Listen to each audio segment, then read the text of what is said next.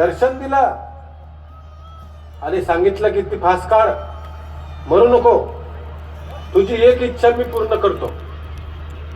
काय? एक इच्छा मी पूर्ण करतो भोलेनाथांनी सांगितलं. आणि हे काही तुझ्यावर कृपा म्हणून नाहीये, तुझं हे मागच्या जन्मीचं पुण्य आहे. कसं असतं कधी कधी, तर तू माग एक वरदान. काय मागायचं तुला शेषराव? त्यावेळेस बाबाच्या घरी खायला अन्न नव्हतं, दाना नव्हता, 3 नव्हतं, असं घरावर छप्पर नव्हतं, 4 पोरं उपाशी.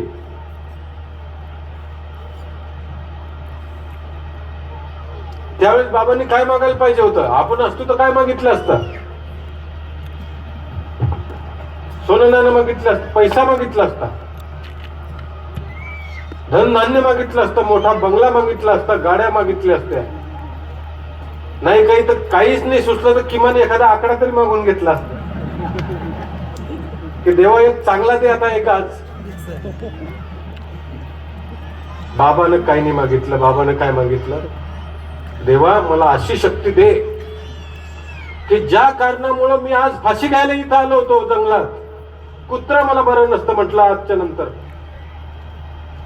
कुत्र्यानं बरं नसतं म्हटलं, हे पक्ष्यांनी माझं मांस खाल्लं असतं. ज्या कामासाठी, ज्या दारूमुळे मी एवढा बर्बाद झालो,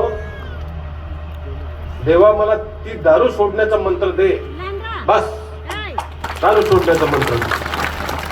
भोलेनाथ प्रसन्न झाले की याच्या घरात खायला काही नाही, यानं काय मागितलं? दारू सोडण्याचा मंत्र मागितला.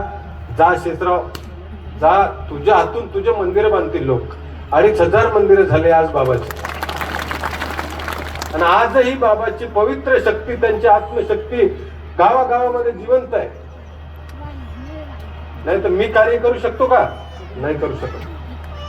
माझ्या हाताने हे सगळे शक्ती लोकांची दारू सुटू शकते का? नाही सुटू शकत, नाही सुटू शकत. हे दारू सुटते शेषराव बाबाच्या शक्तीनं, या भवानी मातेच्या कृपेनं. हे भवानी माता म्हणजे कोण आहे? शक्ती आहे. जसं आपण अर्धनारेश्वर पाहिलेलं आहे.